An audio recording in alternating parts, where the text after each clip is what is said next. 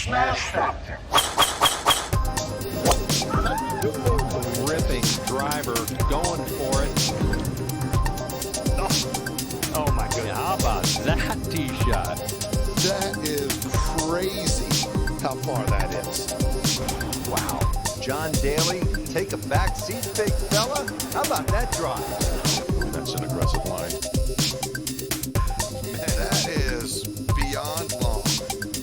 Look at this. He's just driven the green. He has just driven the green. I guess hello world, huh?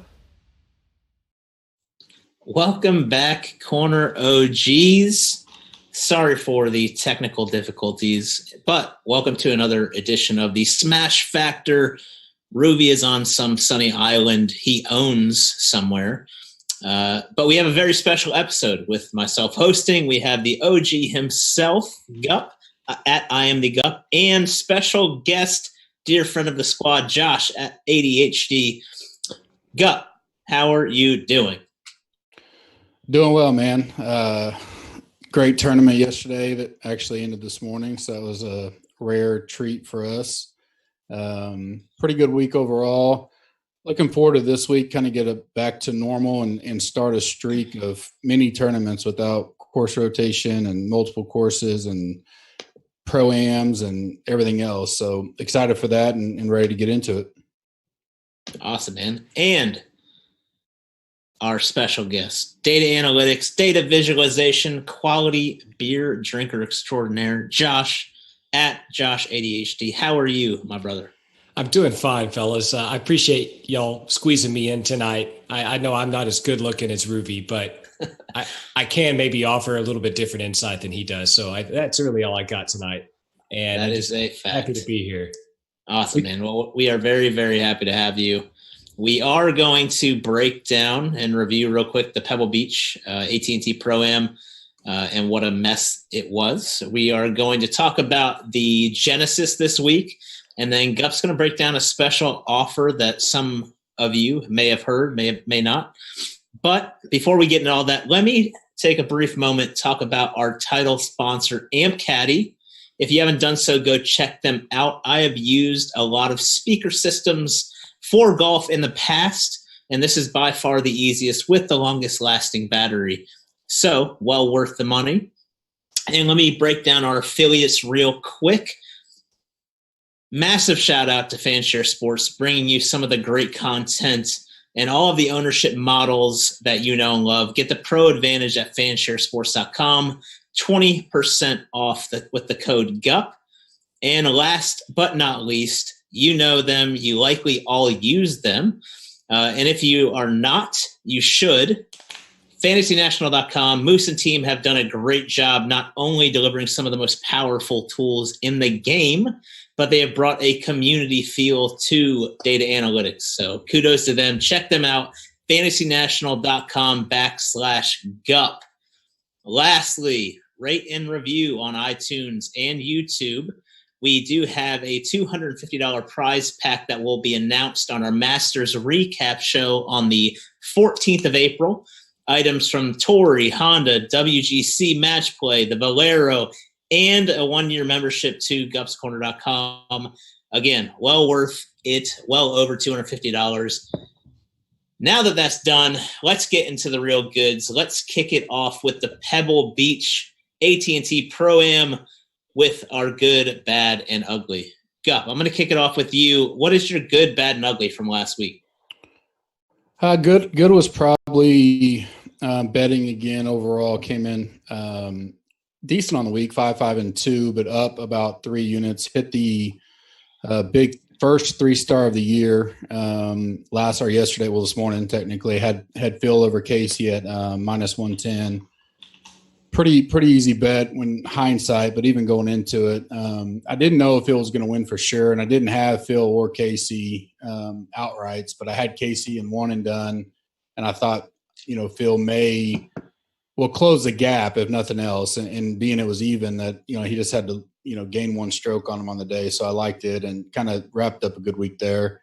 Bad for me was probably, just again, I hit all my up top guys on the main, and I missed some key guys down low, middle to down low that really hurt me. Luckily 5-6 wasn't terrible this week, and I wound up making profit. Had a great showdown on Sunday. So finished strong, but and everybody's probably saying it today. There's one guy, if they'd have made it to make their 6-6, you clean up, because 6-6 was 2 or 3%. So, it's probably everybody. Ugly to me was probably just, overall, just the whole tournament. I love the courses. I love it on TV as far as the views you get. I think, in our Slack chat, one of the big themes was, just, is there a way to end this on Saturday for the Pro-Am? So at least Sunday is just the pros, and maybe that's something, to talk about. But I just don't like, that whole format, and not really the Pro-Am. I feel like this is the worst one with showing the celebrities on TV, which it's fun for a minute, but we don't get to see enough golf as it is with the coverage they have. And the ones we do get to see, I don't want to watch, a 17 handicap, try to tackle Pebble when I could be watching, my guy that's I got on DFS or something like that. So that's kind of frustrating and I know we're the niche or small community compared to the whole public world, but that's probably, it's still frustrating me to watch it. Yeah, I hear you, man. What about you, ADHD? What's your good, bad, and ugly? Wait, so Gup, you're telling me you don't like to watch Larry the Cable Guy hit bunker shots across the green? It does make me feel better to see him shank balls all over the place. Yeah. I was going to say is the only thing that gives me I was like, well, one day I will finally go play there. And I feel like watching those guys, I'm like, I could at least compete because I can do what they do. Yeah, I think like the highlight of the week for me was watching Tony Romo with the Furyk group on Friday, because that's pretty much all they showed was Romo and nobody else. Yeah. And I guess without them doing that, we don't get to see that magnificent, I guess you call it a flop shot that he hit from the hospitality tent. That was a hell of a shot. I don't care who hit that ball. I mean, that was a pretty awesome shot. Yeah. But outside of that, I think I 100% agree with you. It's just like, can we get rid of the celebs on Saturday and have a real golf tournament on Sunday? They probably could have at least gotten the whole thing in yesterday if that was the case. Good for me. So good for me last week was contest selection. I went exclusively with double ups last week outside of a couple of listener leagues that I played in. I didn't feel good about the week going in. I felt like the best way for me to get any action was to play a little conservative, not try to get any tournament lineups in there just because of how wild this thing tends to get periodically. I don't say every year, but pretty often. So I did pretty well with that. That was my good. My bad was I barely cashed everything with 5 of 6. It's like I got to the weekend and everybody backed up. Everybody. It didn't matter who I got through the cut. They backed up. So that was kind of frustrating. I call that my bad. The ugly, Gup, I kind of agree with you that the weather really prevented us from learning a lot about these guys coming into this week, especially the guys that we wanted to see, so that they would maybe get some of their first action of the year, or first action in a few weeks. So for what I'm looking at this week, I'm pretty much throwing this tournament out. I don't think we're going to get enough from it to really gain any insight into what we want to see going forward. Yeah, absolutely. And I agree. I think anytime that you're playing an event like that, where you have different pace of play, different weather conditions, different course setup for Pebble being a U.S. Open year, it's tough to really gauge that being in true tour condition. So I largely agree. For me, my good was getting to watch golf today.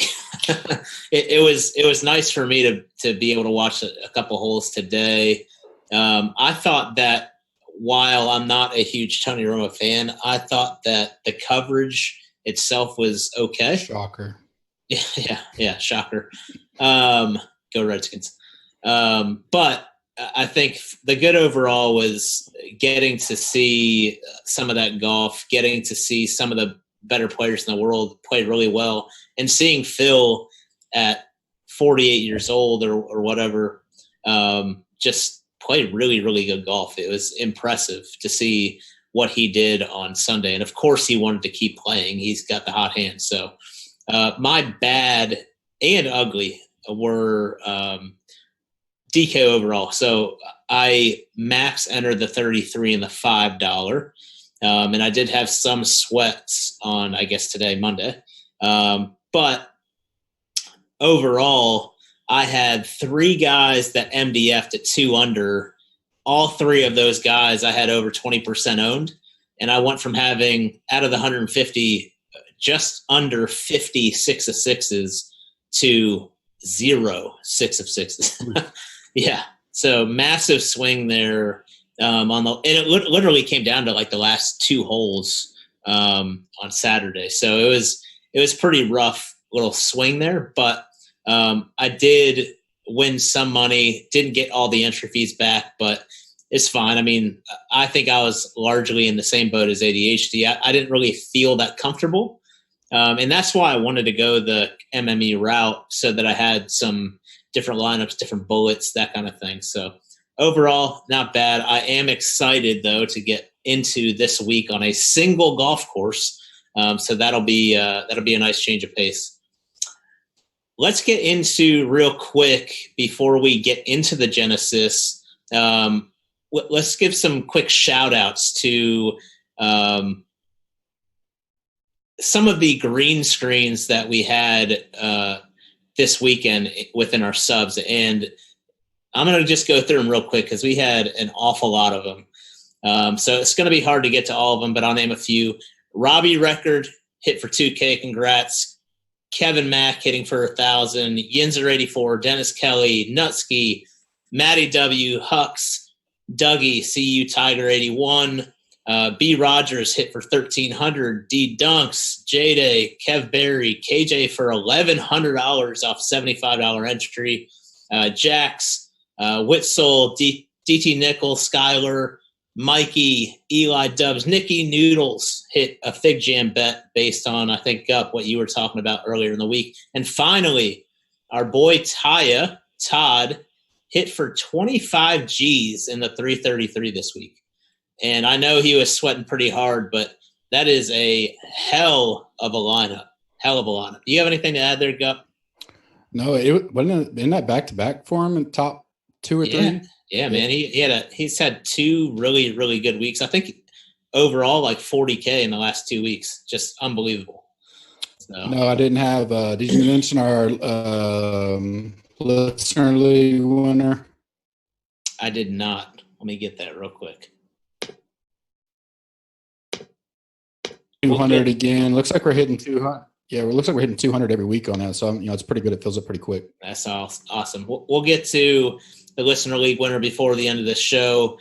Let's move on, though, to the Genesis Open. And I'm going to kick it off real quick with the course preview.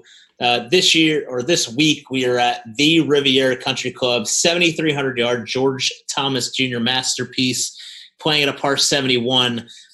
We see Poana greens, Kikuyu fairways, and rough. These greens average 5,000 square feet, which is pretty small for PGA Tour standards. Last week, that's what you saw Spyglass playing at. Pebble Beach was a little less than that. But the fairways are 26 yards wide, so super narrow fairways. And pretty thick rough.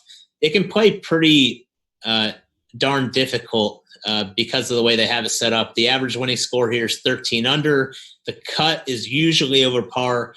So Thomas, who wrote, a lot of you golf fanatics might know this, but he wrote a book called Golf Architecture in America. Really famous architecture book. But he believed that every hole should have its own identity, and we really do get that here at Riviera. We see a ton of variety within the holes. We have reachable par 4s like the 10th, which is one of the most exciting holes to watch. We have long par 4s like the 9th, the 12th, the 18th. We see really long and difficult par 3s like the 236-yard par 3 4th, which Ben Hogan called the greatest par 3 in America. And lastly, we see really scoreable par 5s, especially the first hole, the 500-yard par 5, where the birdie or better rate is over 60%. All in all, especially with wet conditions, you need to keep the ball in play. You have to hit fairways, and you have to get up and down at a strong clip to really stay in contention. But once you get off the tee, it's all about the approach, hitting these small greens, giving yourself opportunities. Getting into weather. Gup, do you want me to cover the weather, or do you have anything on that? No, I mean, and what you can see right now, it looks like another terrible start to the week. Wednesday, I'd imagine the Pro-Am that they do normally on Wednesdays will be rained out. Don't expect much play there, which could factor in a little bit. It actually may help. There's some narrative, that could go out there that the guys that played Pebble this week could be worn out. But if they get Wednesday to rest, it may be to their benefit coming off a guy that may have had the last couple of weeks off and need the extra reps. But Thursday, just as bad right now. Early forecast, potentially you could have a washout. We'll get into more of the details, but, I'm probably not going to favor much right now because I don't want to make a stack decision and then they wind up not playing much and everything gets pushed to Friday anyways, which Friday through Sunday looks great. And so no worries at all. So if they can just get out of that, Friday morning pretty safe, they'll get it all in. So I'm real hesitant to make any decisions based on the weather right now. Do you think with an ADHD, I'll kick it to you. Do you think with half an inch of rain on Wednesday, over an inch of rain on Thursday, that it could potentially just be held off until Friday? I I guess it's possible. I mean, we saw how much rain they were playing with on the course last week. I mean, it was pooling up on the greens pretty well, and they were, it was wipe the greens, make a putt, wipe the greens, make a putt. So I don't see why they wouldn't maybe try to do that again this week. I guess it just depends on how receptive those greens are to water. Yeah. I would assume that these greens are probably good to go with water. So I don't see why they're going to try to shove everything back unless it's just torrential downpour. Yeah, I hear you. Well, knowing what you know, Gup, and knowing about the course, obviously about the history, about the weather, what key stats are you looking at this week? Yeah, so approach is a staple of mine. I'm going back to it, especially here. Fairways gained, which will probably be pretty common this week. Greens and reg gain. I have a custom proximity blend that I pulled in there, kind of going all together. Between approach, proximity, and short game, those three are the ones I'm looking at a lot because I think once you decipher who's going to get in the fairway the most, getting that ball close to the pin, which sounds stupid, that's probably good every week, but this week more than not. But the one thing that is a back saver, even if you miss that a little bit, is pulling in some scrambling or short game because +2, +3 has been the cut here the last few years, even as high I think +4 or +5. So that allows we're not going out there. I pulled last year's GC Cup history, and this was the lowest points that won the GC Cup by like 30% up to this point in the year. And so you don't need a whole bunch of just go deep type DK scoring guys like you normally do. The best score last year I think was like 109, where 2 weeks ago was like 140. So that brings some of those guys in that can just grind out, stay even, +1, -1, get to the weekend. So that those bogey avoidance type guys will be important as well. And then last, I have strokes gained par 5, simply because I think you put in your article that 35% of the scoring comes off of these two holes, which is 16% of the course. So I want to see which guys can score on par 5s. Yeah, exactly. What about you, ADHD? What stats are you targeting this week?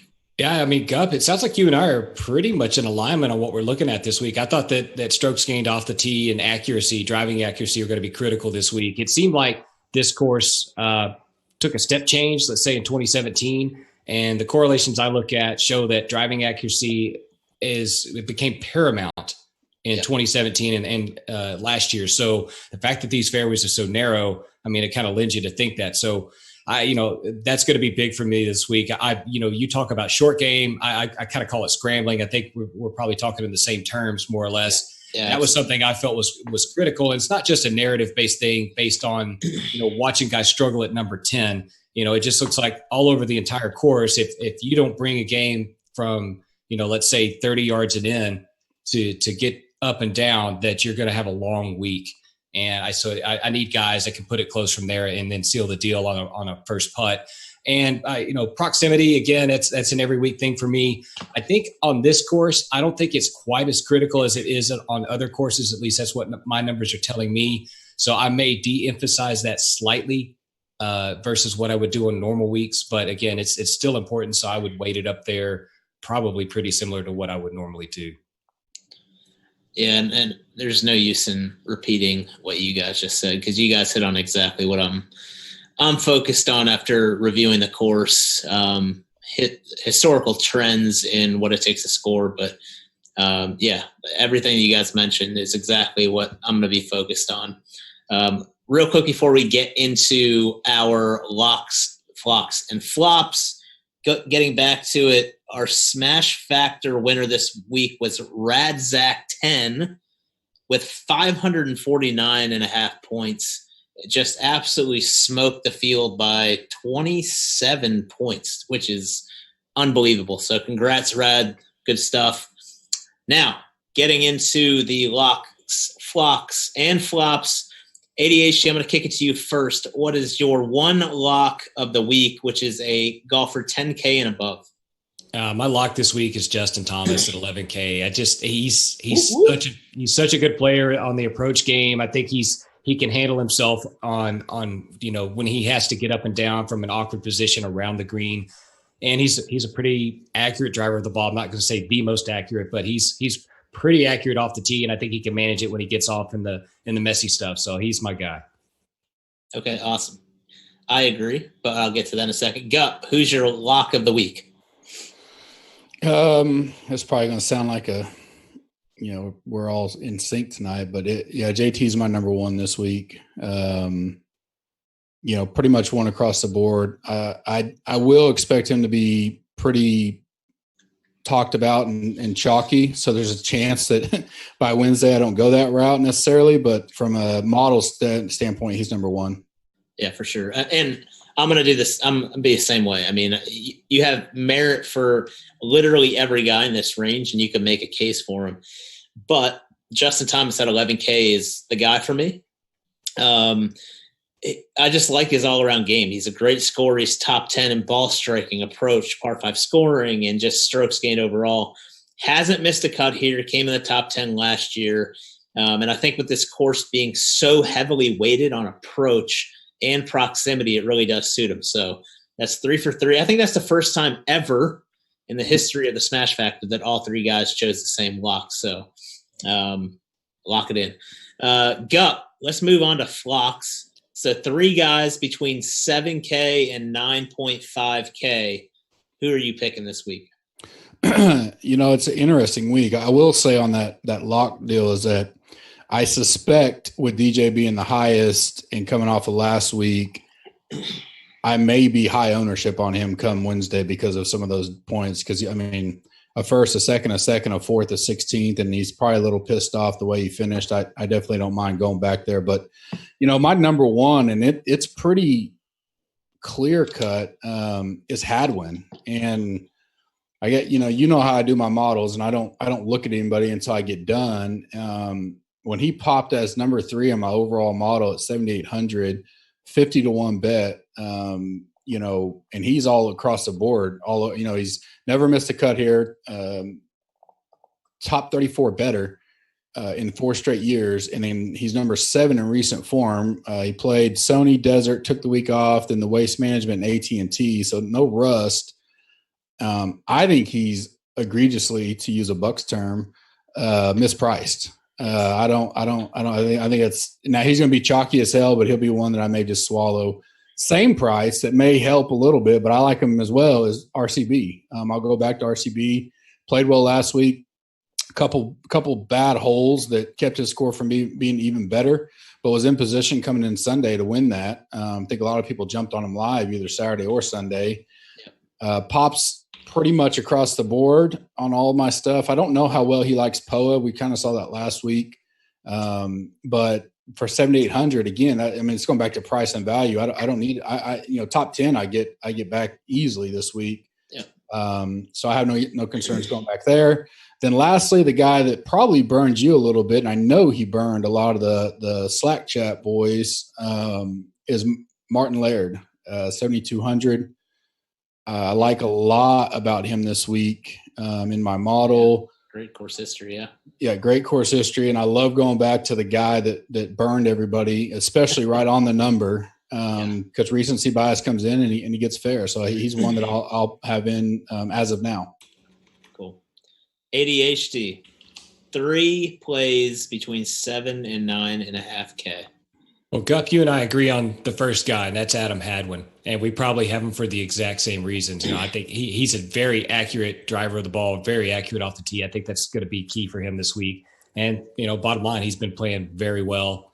You mentioned him not having any rust. I think that's very true. So I like him a lot. My second pick is Louis Oosthuizen at 8,000. He left a bad taste in a lot of people's mouth after that sudden withdrawal over in the Middle East a couple weeks ago, me included. I had to eat that one, but he's such a good player. I think he's used to playing on these awkward grasses, growing up in South Africa and playing a lot, with Euro Tours. So I don't think the grasses are going to bother him at all. I really like him this week.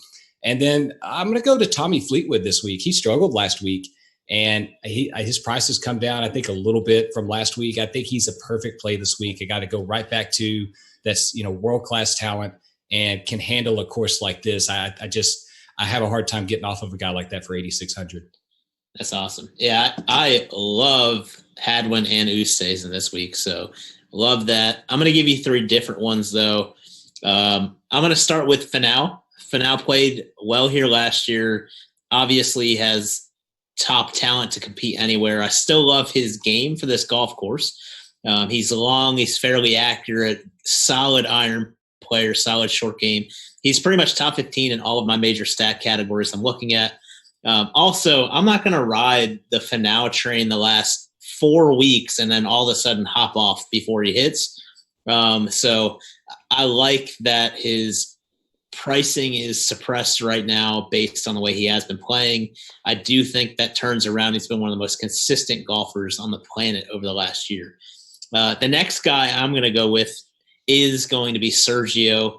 I love him at this price. I think historically he's been a great driver of the golf ball, and outside of that Saudi meltdown, he's been playing really, really good golf.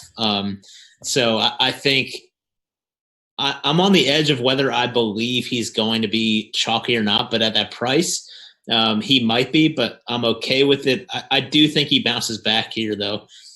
And my last guy is going to be Sung Kang. Sung Kang is a guy that I believe is mispriced, along with Answer, Hadwin. There's quite a few guys this week I believe are mispriced, but he's a guy I believe in this mispriced. $7,400. He's top 20 in most of the major categories I'm looking at, including par 5 scoring, scrambling, approach.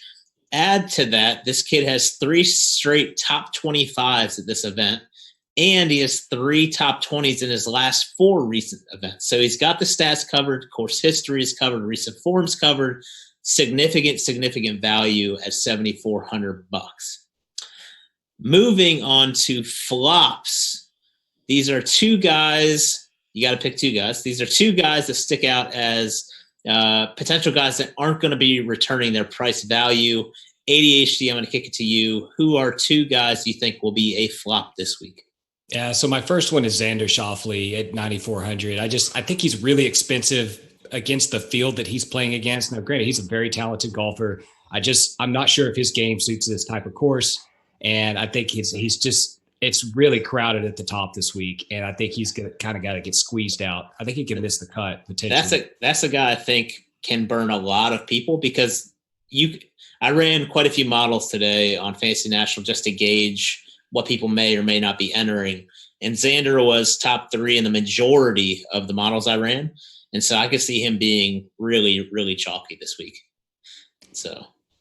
Yeah, I agree with that. And then the second guy for me is Scott Stallings. And, he's relatively cheap this week at 7,500. It's just, he had such a strong showing last week that I think a lot of casuals will be willing to go back to him thinking that he's going to continue this run.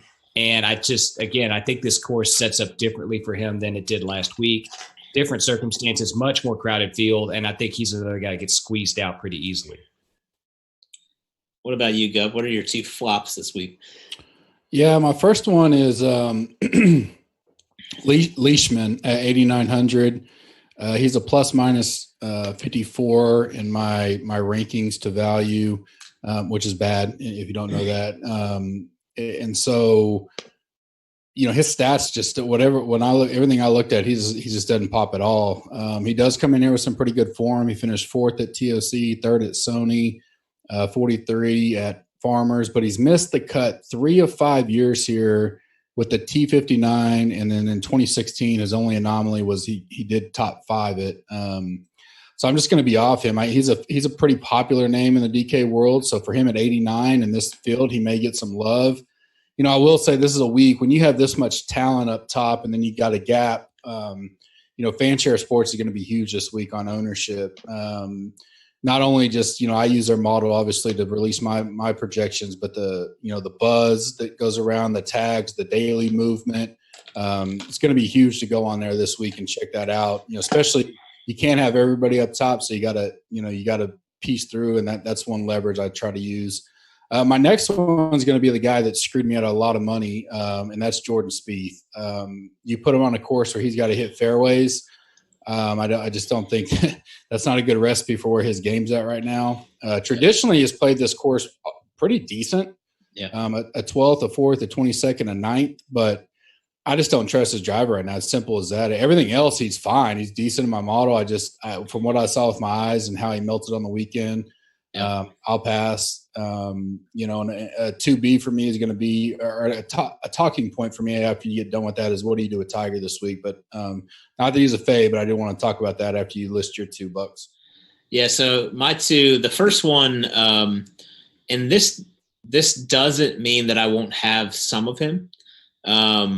But I do think that DJ, it's going to be hard for him to represent value this week. At 11-4, when you look at his rolling stats in the majority of categories, he's seeing a significant decline in his performance over the last 2-3 events. And at 11-4, you have to have him finishing.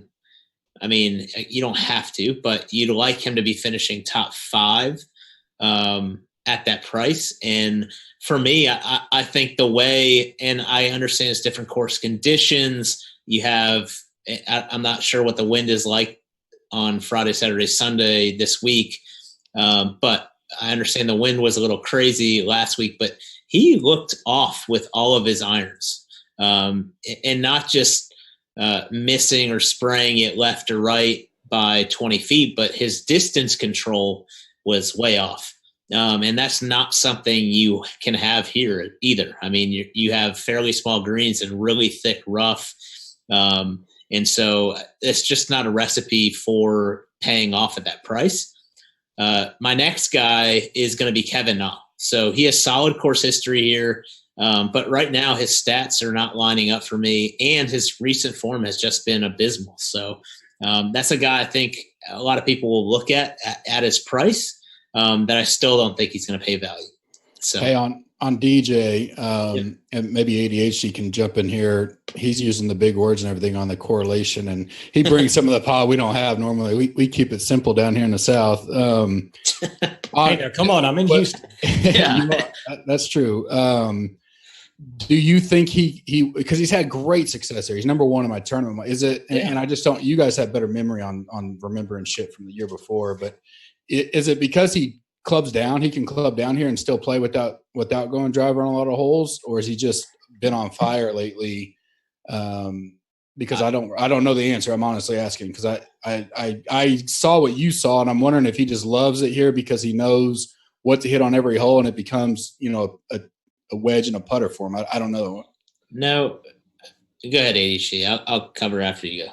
Yeah, so my opinion is, maybe he can club down a bit. He's really accurate off the tee, and that's the key here, right? Is don't get out in the shit and keep it in the fairway, and then give yourself a nice wedge in so you can one putt. I mean, that's DJ's game. It's bomb and gouge, and even if he clubs down, it's still bomb and gouge for him, whether he's hitting a sand wedge or a like a lob wedge in. I think this course suits his game because he's so accurate off the tee. The thing is, like, if you're going to pay up for him, you have to know that he's not going to bogey and double bogey holes. Like, you're paying for him, you're paying for bogey avoidance on that guy if you're going to spend up for him. And if, based on what we saw last week, I mean, if that trend continues, his iron game was garbage last week. Right. Yeah. I don't know if it was the wind. I don't know if he was uncomfortable or what.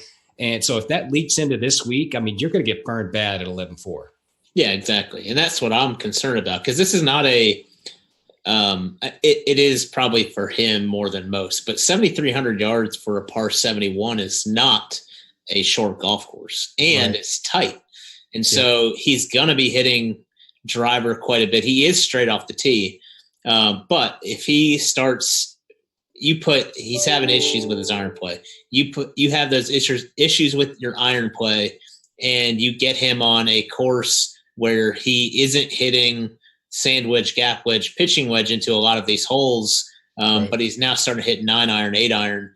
I mean, and when you look at the whole setup, you have 2 reachable par 5s. You have a 300-yard drivable par 4, but it's still 7,300 yards. That means the other holes are like legit. They're long. Right. And so I just think that with DJ, he's going to have to round into form really quickly to pay off that price. Do you put anything to the narrative of, now that hindsight, that it was the first time ever he played back-to-back over in Abu Dhabi, in Dubai, and then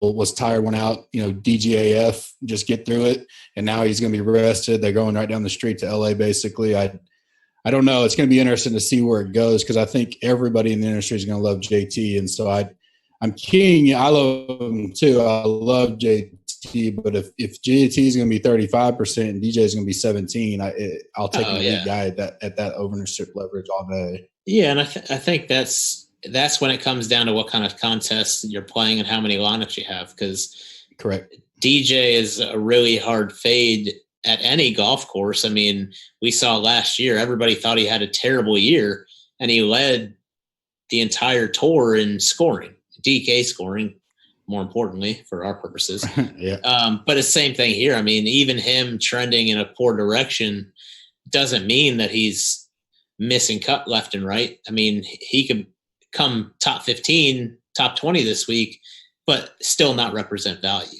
Sure. On the flip side guy is Tiger, because everybody's going to use the narrative that he sucks here. He loves the course, but he just never performs here. So at 9,500, is he? I know none of us put him in our list right there, but is he a potential play, because that narrative is going to be out there that he just never does well here? Yeah, I mean, maybe. I mean, I'm not going to. I think Tiger's a different. And I guess you can't say that, because this will be his 10th time playing at the Riviera, at the Genesis.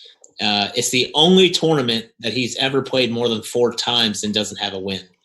And so, yeah, it's hard to look at that correlation there and not think there's something to it. But it's, when I look at Tiger, and I'm not saying he's in form right now, but when you look at Tiger from the playoffs last year, when you look at Tiger when he started rounding into form around like the Honda, right? From the Honda on last year, it was unbelievable what he did. It was all because he started keeping the ball in play. And I'm not saying he hit a ton of fairways, but he kept it in play. But his iron game was just phenomenal. I mean, phenomenal. Like from 125 to 200 yards, his iron play was sick.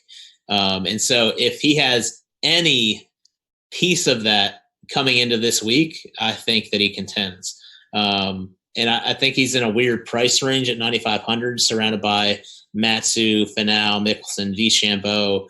I think a lot of people, if you see Tiger at 9,500, they're going to go to Bubba at 97 or go to DeChambeau, the hottest player in the world, at 10-2. But what do you think about Tiger ADHD? Well, I mean, the question I have about LA, does he like LA because of the girls? Is that why he likes to play out there? I think this is a legitimate question, to be honest, based on his past. I mean, it is the City of Lights. I mean, and I don't know. That's just something that kicks around in the back of my head about why certain players like to travel to certain locations to play games. So I think about that. Tiger's tee game is a concern to me because of the tightness of these fairways. All it takes is for him to have 4, 6 bad holes and he's out of it. Or he's just hovering around the cut line all week. And I think at his price, if he hovers at the cut line all week, it's hard for him to return value there. Like, you need him scoring birdies. And I think he can do that. But at this point, you don't see him scoring eagles all that frequently. And I don't think he's scoring birdies at a high enough clip to warrant his price. Yeah. No, I hear you. But I still think it's that name, right? I mean, he's still going to be probably 15% owned. Oh, he'll be high owned. All right. Yeah. I mean, he's one of those guys where it looks like all week long he's going to be low owned. And then when you get into the contest on Thursday, he's one of the guys that spikes up another, 5 to 7%. Oh, of course. Yeah. Because folks run back to the safety of what they know. Yeah. Yeah. And it's Tiger. You want to root for Tiger.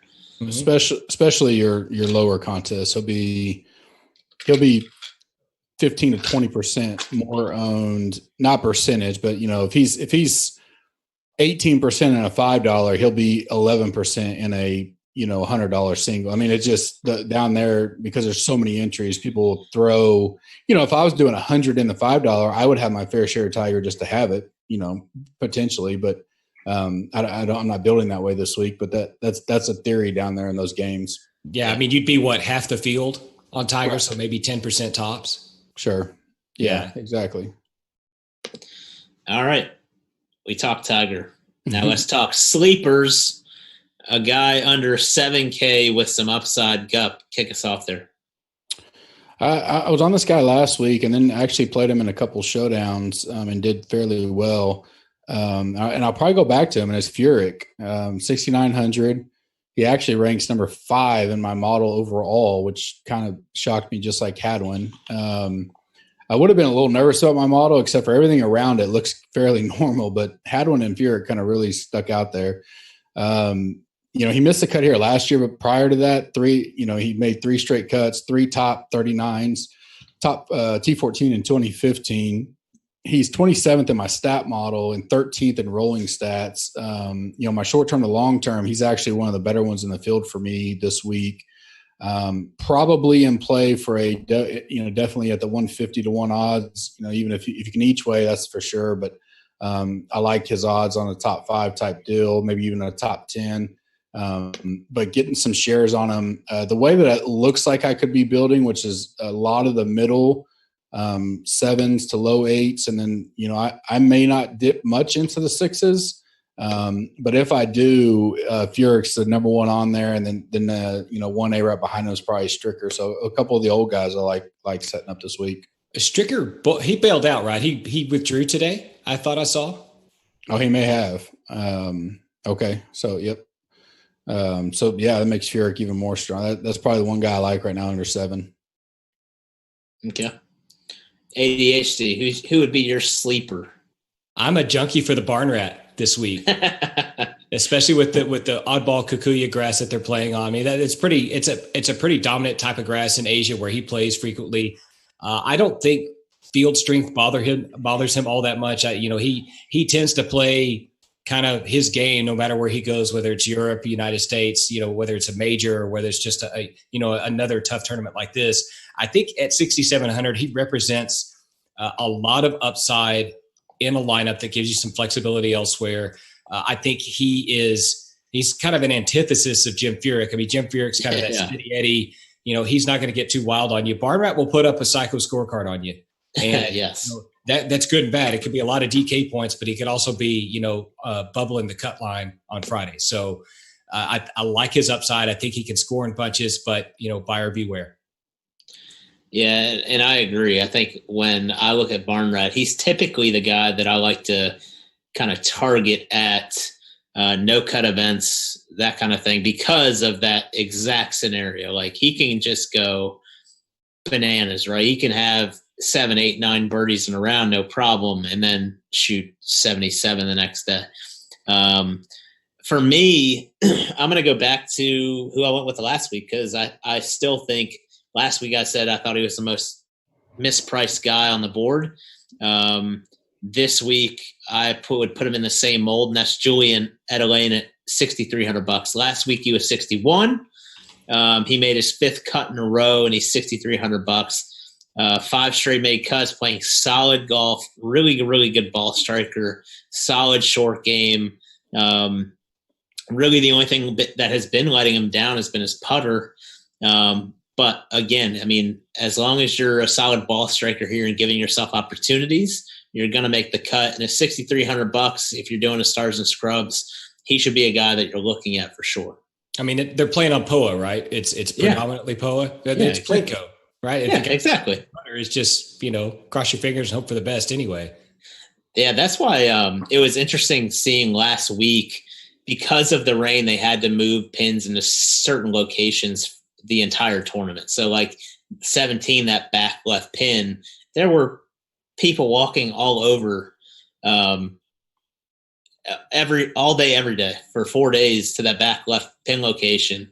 And you could see it on quite a few of those zoomed in putts that the guys were having, how bad the balls were bouncing around.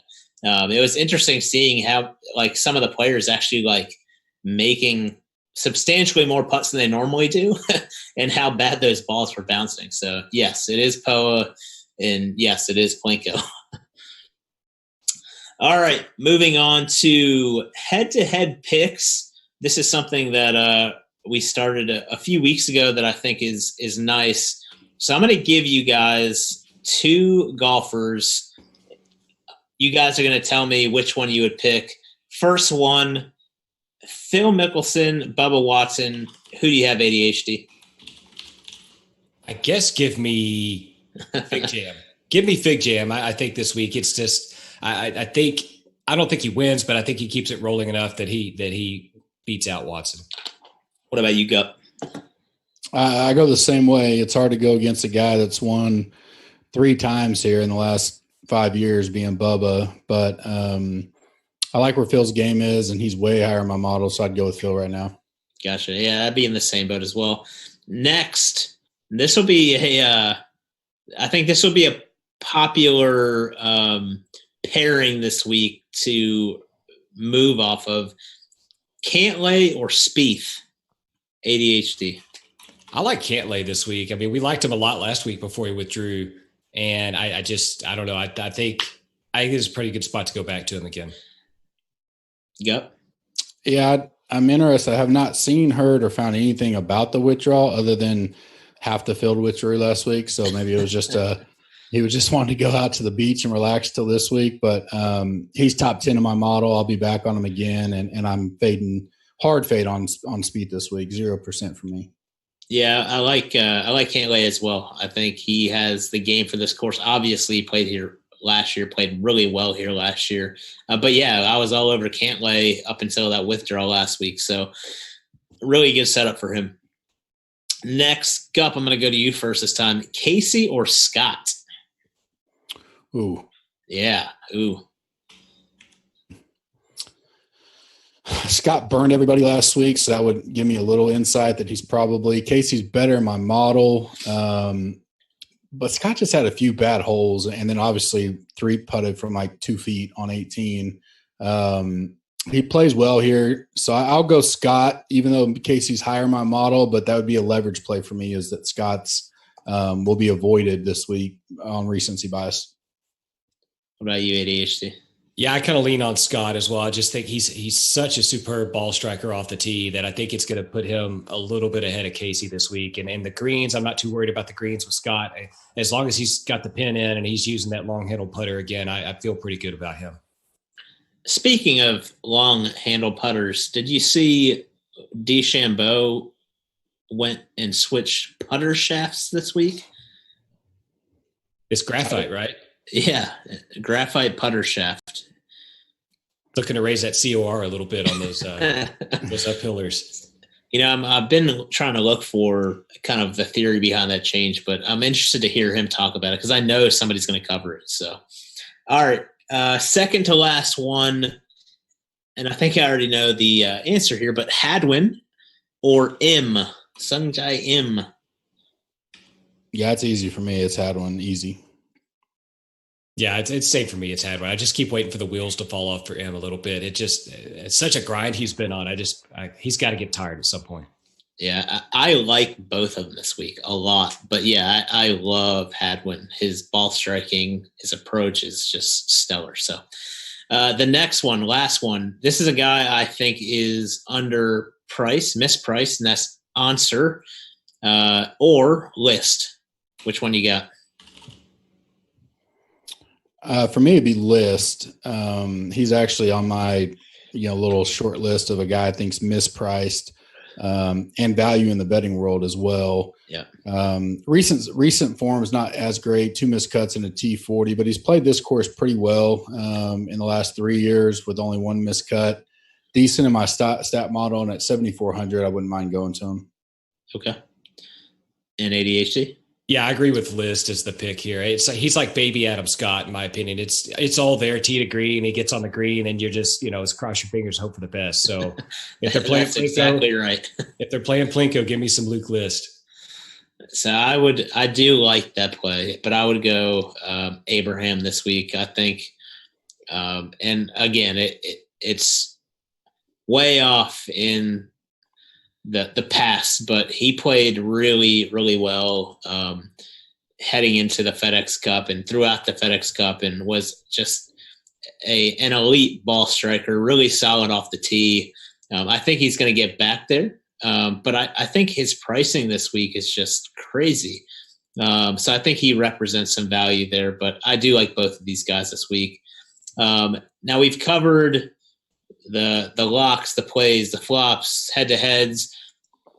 Give me 2 or 3 guys that we haven't mentioned that you think people are going to be eyeing this week. Like we already talked about Tiger, but Gov, give me 2 or 3 guys you think people are going to have questions about that we have not covered. I think 2, which are right there in my wheelhouse to try to figure out what I'm going to do with them. They're both up top is Rory and Rahm. Yeah. Okay, good. Rahm's got great recent form, good in my stats, has never played here. Don't know if he's playing it to get his 1 out of 4 year deal off the list, if he's changed the schedule some to get ready for the Players type run. Don't know. I'll be listening to him, kind of his conference, and what I can see his MO is. Pretty good off the tee for the most part. Hits a lot of greens, and in a tournament where he doesn't have 12 under could win this thing. I like him. Rory's right there too. I think kind of going back to ADH deal this week on putting is going to be a Plinko and to an extent, so could favor a Rory in any tournament that's a little bit tougher. Probably at his peak, the best driver of the ball, in my opinion, when he's completely on. So those are 2 that when you surround around DeChambeau, who I expect to get a lot of play, DJ to get some, JT to get some, then you can drop down even to Tiger. I mean, you can't get all these guys in every lineup. So there's got to be somewhere where some ownership breaks open. So I'm going to keep an eye on those 2 for sure. And then probably lastly, kind of a mid-range guy that we didn't really mention much, but great course history here, was on fire coming in the last week, was in my player pool heavy until he withdrew, and it's Kokrak. He's 11th in my model again. He's played this course 5 straight years, missed a cut in 14, then he's T41, T2, T22, T20, top 20 in my stat model. So over 7,600, he's a guy that's on my radar as well. What about you, ADHD? Yeah, so the first guy I had listed here was Brandon Grace, and he kind of went softly into the night last week. He made the cut. He looked great in the first round, and then once the weather hit, it kind of took him out of contention. So I think if the weather holds off here or they happen to delay start, I have a lot of interest in him this week. I think he's a good enough player that he could win a tournament like this, at least maybe get a top 5 in a strong field. So I kind of like him. I have interest there. I think Joaquin Niemann is interesting this week. We talk about elite ball strikers that have suffered with the short stick lately. And I think you can lump him right in there with those guys. He has missed a couple cuts this year, but he's also made a few cuts and looked really good. So I think it's just going to be a matter of which guy shows up with the short stick this week. I like him. He's cheap, 7,000. I think he's a good tourney play.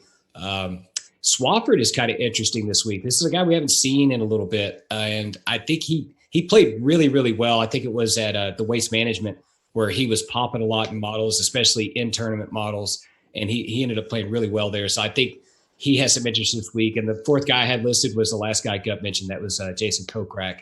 He withdrew last week. That kept me off of him as well. Obviously, I think I'm going to go back to the well this week. He's been playing really well. Yeah, for me, I'm going to start off two guys that we didn't mention. One's going to be Cam Champ. I think a lot of guys are going to look at this golf course, 7,300 yards, a lot of really long par fours, understanding you have to have pretty much like strokes gained ball striking. So you got a mix of total driving, greens, and reg. Cam Champ is solid off the tee. Really, really solid. Super long, fairly accurate for his length. And they're going to say, okay, this guy fits that mold. For me, I like Cam's upside, obviously, but he has been struggling pretty heavily with his iron game. He's been tugging the ball quite a bit. And so it worries me. And so that's one guy that I would mention that I think we haven't really talked about, that I think a lot of people are going to consider. And then the other guy that we didn't talk about, and it's a guy that I've been on for a while, and it's, again, super value this week, is Harold Varner III. This is a guy that 6 months ago, I would have put him in the likes of the barn rat, right? Like super variance, up and down, can have 6-7 birdies around, 6-7 bogeys around, and it wouldn't surprise me. But he has been very, very consistent of late. Has, I think, one missed cut in his last, 5 or 6 events. Been playing really, really solid golf, consistent golf. And at $7,000 sees top 15, top 20 in ball striking, strokes gained total, in scrambling. Proximity numbers are pretty solid. So at 7,000 for a guy that I think is consistent, he's one that I would consider targeting as well. Do you think, because I agree with you on Champ, but has the price adjustment corrected enough where he gets another love again? Because I have him kind of pinned as a potential, but for sure. Now he's down to 7,600. I wonder, does he get back in? Because now you got, a rookie that we all, he's going to have up and down, but 7,600, top 25, 20 probably returns value. So I'm interested to see where his ownership comes in this week. Definitely concerns ball striking with him, but everything else, he certainly could come out here and do well. Yeah, I think the biggest difference in my mind, or the one thing that I kept going back to, is when he was winning and contending, it wasn't necessarily his iron play that was keeping him in the game, right? He was putting his mind out. Like he was just insane. And I think you bring him to a golf course where historically it's been pretty difficult to putt on, quite a few 3-putts, and his POA. And I think some of that advantage, or I think some of his putting normalizes. I don't think he's just going to lap the field in strokes gained putting anymore. And so while you want a good putter, obviously, I just don't think that advantage is there this week for him. So that wraps up. Can I say something quick about Champ? So the thing that concerns me about Champ is he can put up a big number in a hurry. When I talk about a big number, he can put up a double, a triple, and he could do that 2 or 3, 4 times around. So that's my concern with him, is like he can make the cut and he can kill you so many ways after that, just by having a bad hole 4 times. So yeah, for sure. I kind of agree. That's what's concerning. That's what's concerning with Champ, right? Is he has been a really good driver of the golf ball, but with his ball speed and swing speed, even the most minuscule change to his swing path, his face angle, any of that causes a massive miss. And that's not something that you can have here. So you're absolutely right. I liken his swing to like trying to shine a flashlight and hit the moon. Because if you miss the moon, then you're going to like end up at Pluto. I mean, it's a long damn way off, and that's really camp in a nutshell. That was good, man. I like that. Oh, that was good. All right. Well, we've wrapped up kind of the DFS portion. Let's get into Gup's bread and butter with betting. We're going to kick it off with some outrights. I'm going to go down a list of different odds, and I'm going to ask you guys kind of who you're liking in that range. So 40-1 or shorter odds, ADHD. Is there anybody under 40-1 that you're kind of liking? Yeah, I mean, right there at 40-1, I see Sergio Garcia. And again, we talk about elite ball striker. If I can get him at 40, I think that's probably a pretty decent bet. Like I would take him over Hideki and Cantlay at 28. I'd probably take him over Finau at 28 as well. So it's just, I think he's just a little bit too cheap. Okay. Yeah. What about you, man? I agree on Garcia. I mean, I wish he had one more tournament in between what happened last time and this one. Because I actually had him earmarked coming into that tournament last week as a kind of going under the radar. His game had really come back together. If you look at the last 3 or 4 tournaments prior to that, I mean, he had started to show form back, and I was starting to eye him on hammering down for the Masters. So I agree with that ADHD. And then I had one. Kuchar's won, but I just don't. I don't know if I can trust him to grind out another win. So I like the odds though there. And then a guy I really hadn't mentioned much the podcast yet, but is right there in my model. And won't get in a lot of trouble, grinds out, loves this course, played it, virtually every year. And he's coming in a really good recent form, and that's Chucky 3 Sticks. Right there at the number. I don't mind that number for him. Certainly a top heavy field, so you're going to have to pick and choose where you go. I can dig it. Yeah. Chucky 3 Sticks is popping on my model as well. There's a couple guys here that I do like. One is going to be, I'm seeing Fleetwood at 40. I do like Fleetwood this week. I think his ball striking is right there for this course. But one guy that, and we actually just had somebody on YouTube ask this question, so this is a good segue. Kuchar is not somebody that we've mentioned at all in this pod. He's been just fire so far this year. He's 35-1. You guys think there's any value there? Yeah, I mean, I do. I mean, he's 6th in my model again. It's kind of like rinse and repeat with him the last 5, 6 weeks. I just, eventually I feel like he's not, but now he's come down to 8,500. So he's definitely right there in my player pool type range. And he plays this course well, T8, T22, T26. So I don't know if you gave me Cantlay at 28 or him at 35 under the circumstance that Kuchar already has 2 wins this year.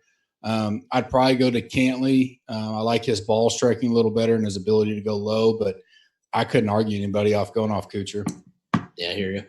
So from ADHD, I'm going to start with you since Gup was just talking. 45-1 to 75-1. Any guys you like in that range?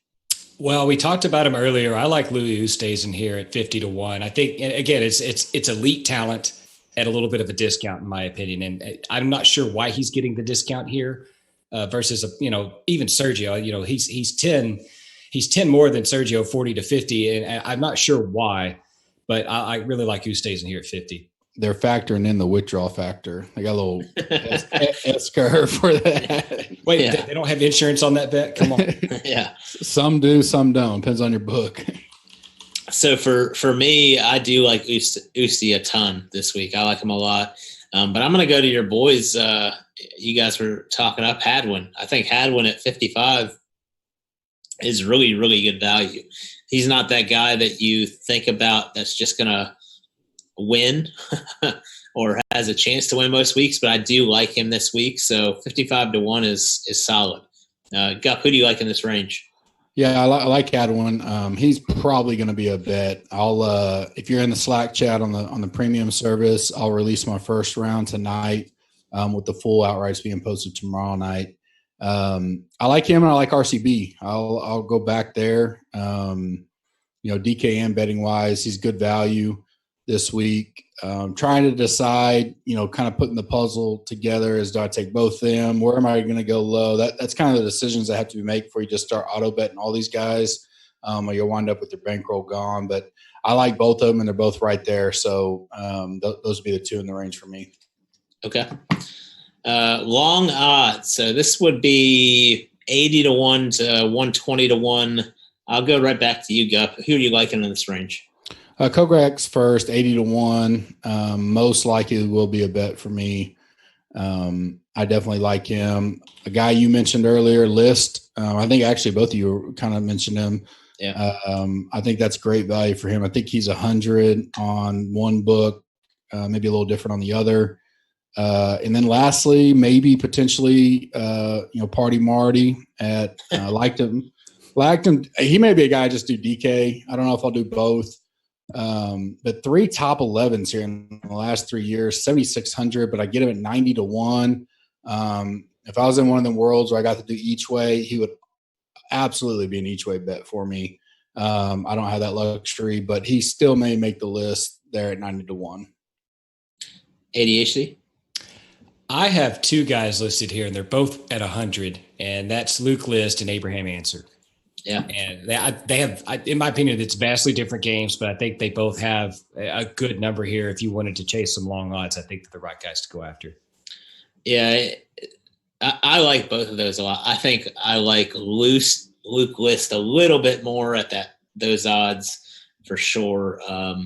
For me, the one guy I would look here, and it's tough for me to even say his name, but I really, really like him this week. And again, he checks all the boxes, but Sun Kang at 90 to 1, I think is really, really solid value.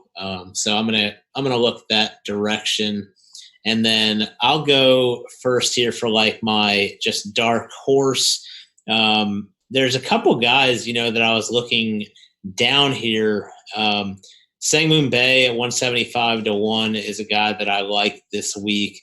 And then the next guy that I was looking at, and I've already talked about him, I just think that 350 to 1, Julian Edelane, I'm going to throw a couple of shekels down on him. I'm not going to go heavy, obviously, but 350 to 1, I can get behind it. What about you, Gup? Yeah, so I like 2 guys that are back-to-back in my model, both probably in my pool this week. Depending on, I hadn't made the decision yet. One thing we can kind of talk about at the end is, DraftKings definitely changed some games this week, some contests. There's a lot to kind of look at and see what's out there. Saw 133 max $100, 3 max 444, 1 max 777. So it's going to be interesting to see how you go with the pools. But these 2 guys are right next to each other, and actually they're both same odds on 5 dimes at least. And it's Strillman, who made me a ton of money on Sunday with his storm back to the field. Yes. He was in my main slate, so that definitely helped watching him come back. He's 140, and then Poston is right there at 140 as well in my model. He's number 8 in recent form coming into here. His stats aren't just great. So a little worrisome there, and I don't know if I'll go. He may just be a bet for me, and if he hits, I get a little bit of love at 140 and maybe not play as much DK. But he did play this course in 2017 and got a top 17. So I like both those guys at 140, and then one just bomb that I like is Sam Saunders. He's 34th in my model. Stats are popping really good. He's played this course. This will be his 3rd year in a row. He T49, T26. He's probably my B behind Furyk as far as an under 7,000 sleeper on DK, but got 38th last week in that mess. So, if it starts out bad, looks like he can play in that. And for 300 to 1, definitely worth, a couple dollars. If you got each way, easy bet there. What about you, ADHD? Yeah, so I see a couple of bombs here that I like. The first one is Sam Burns at 200 to 1. And I say this because this is a bit narrative based, but I watched him, and I think it was at Bay Hill last year. And I mean, he stood up to the test, and I mean, he's paired with Tiger in the last round, and he played his butt off. That was the Honda. That would be the Honda.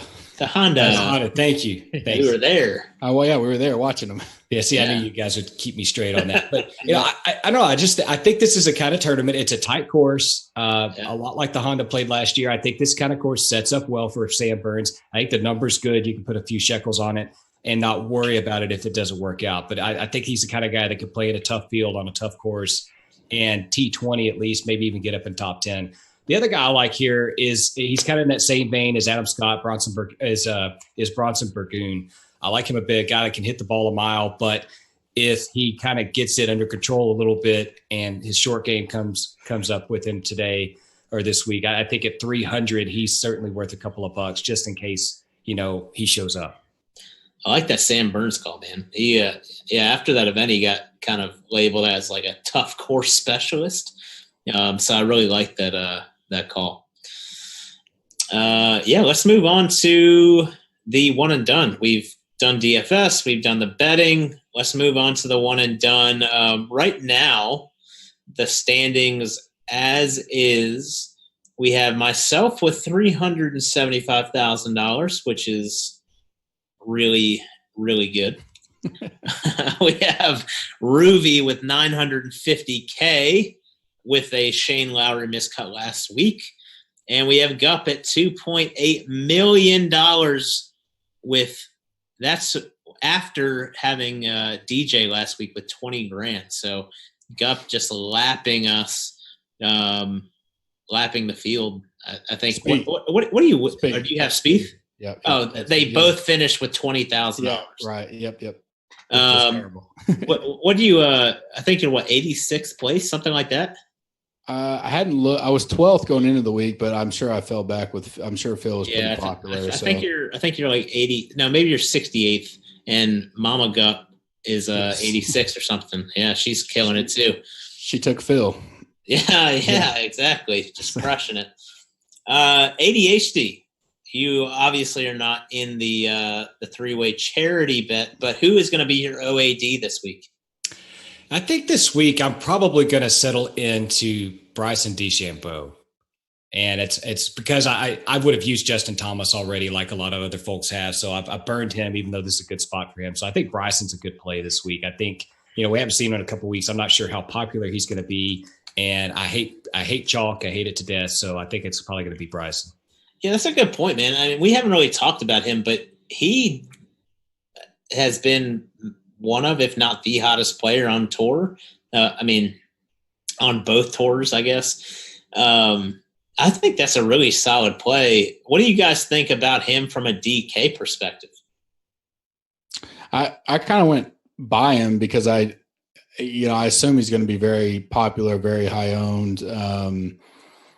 To me, that whole range up there is going to, especially I'm eyeing towards going back to my normal model of 3 to 5 lineups and some higher stakes stuff. Yeah. And ownership's going to drive it because I'm splitting hairs when you're looking at JT, DJ, Rahm, DeChambeau, Rory. So if there was no ownership leverage to be had, I mean, he may be number 2 to me overall. The way he's coming in, it's hard to say that with DJ there, but JT and him are both fire. So I'm assuming he's going to be one of the highest owned, especially because you're getting the discount off of DJ and JT. Gotcha. No, that makes sense. Well, who are you taking for your OAD? Well, you kind of worried me with the the putter deal with DeChambeau. I did not know that. But if there's one guy who could care less what he does with his techniques and strategy, because he's probably well thought it out, well ahead of time, is Bryson. My number 2 lineup is going to have JT because I've saved him for this spot. But our lineup here, I'm going to go with Bryson as my pick for one and done. I can dig it. Let me get to Ruby first. Ruby is not here because he does own an island somewhere that's warm. So he's off enjoying life right now. He is going to be taking JJ Spawn. No, he is going to take Xander Schauffele this week. So I was excited that ADHD has him as a flop this week. So Ruby's taking Xander. I am going to be taking Justin Thomas. I, too, saved him for this spot. I think this course sets up really well for him. So JT is my OAD. Let's get into – do we have any questions? I know we've been answering a lot of them on YouTube, but let me see if we have any questions real quick. I think we've covered most of them. So if you do have any questions, hit us up. There's obviously a ton of you on Slack. That's great.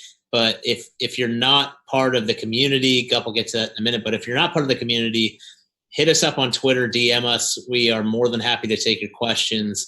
And join us Wednesday night in the chat room at 9 Eastern for the Emergency 9. We are still hosting that there. We have the Slack going 24/7 for the premium members, and we've had over 10,000 chat messages in the last 4 days. It's been unbelievable. But we are doing the Wednesday night chat, the E9, on the site, which is public for everybody. Or is it? No, it's not. You have to be a member. Okay, so you have to be a member. Yeah, we're doing it on there because a lot of people have church or whatnot, and so they like to come in later and get the training. That's right. Yep. Yeah, so we are going to have that Wednesday night. Check it out. It's going to be crazy this week. Tons of questions. But before we close it all out, Gup, why don't you take us away with your Gup's Corner segment? Yeah, I just want to say thanks to ADHD for joining us again. Yeah, appreciate that. Last night I kind of announced it and posted it, and I'm going to send a couple emails out tonight and then post to the site their deal. So we originally started out that everything was going to be a 2-year lock on your pricing. And just, my wife, she kind of saw some of my, I don't want to say emotional side, but it was this week was very unreal. The turnout and the response from the community was well past any of our imaginations or projections or anything. And so with that, I went to the team and proposed something, and we unanimously voted for it. And so what we're going to do is the $6.99 and $69 pricing. If you already locked in or you lock in before Augusta ends, the Masters on the 14th, you will get that price for life. So we will lock you in forever. As long as you're a member with us, you get that price. If you do the 2-year deal, it's not an auto renew package, but you can renew at any time at that price, as long as you don't let it cancel. So if you want to lock in 2 years at $129, you can renew that for life as well. You can literally, we did a test yesterday. You can literally go in there and buy 5 2-year packages if you want right now, and you'll have it for 10 years. It just lets you keep buying as much as you want. The others are an auto renew, so it kind of it just keeps you there. But the 2-year, you can buy as many as you want at $129. And we felt that was the right thing to do. Because just to show our support, our thank you to you guys for the support as well. With that, our standard pricing will kick in, like we said, April 15th. It'll be $14.99 a month and $119.99 a year. So you don't have to be good at math to figure out it's a hell of a deal to hop in now before Augusta ends. Lastly with that, if you buy the 1 year, you get a ticket into the Blue Jack National Drawing, where Bucks, Moose, and I are going to host you at Tiger Woods course. We're going to fly you in and take care of it. Everything will be comped and taken care of. And then if you do the 2-year, you get 2 tickets into the drawing. Mama Gup will make that drawing live when we go live for our post show that night after the Masters. So be fun, be interesting. We'll publish everybody has an ID associated with their name. So we'll send out an email to everybody so they can see their number, and then we'll draw a number and see who it is. And last week for me is just, the Slack's been unbelievable. I think a lot of people, love that feature. My rankings, everything we do is unchanged. I had a lot of people concerned that we were going to cut content from the pod. And as you can tell by our runtime tonight, we are not doing that. You're still going to get your same product on the pod. We go so much more in depth and go long. By the time Wednesday, so much has changed. Getting in that chat Wednesday, especially with the community we have now, is invaluable. I even see things and learn things one guy made a comment the other day. He goes, no wonder DFS golf is hard. You guys, that's all you do all day is talk and research golf. If you look at the Slack chat, I can't keep up with it because, I have too much going on, but there are people in there literally 24/7 talking. So it's exciting. You can't beat the deal. We're looking forward to having you join us. Thank you again, ADHD, and then Bucks, take us away. Yeah, thank you guys very much. And as usual, like, subscribe, rate us on iTunes, on YouTube as well. Getting that prize back. We really appreciate all the support, like Gup mentioned. ADHD, you're the man. We appreciate you coming out, supporting the team, and enlightening us a little bit. Anybody that's in the Slack for the premium members, ADHD is a common figure in there, putting its insight. So again, thank you guys very much. Yeah, thanks for having me, fellas. It's been fun. Yeah, thank you. Absolutely. You'll be a staple for sure. So thank you very much. Appreciate it, and let's get some green screens this week. SmashFactor.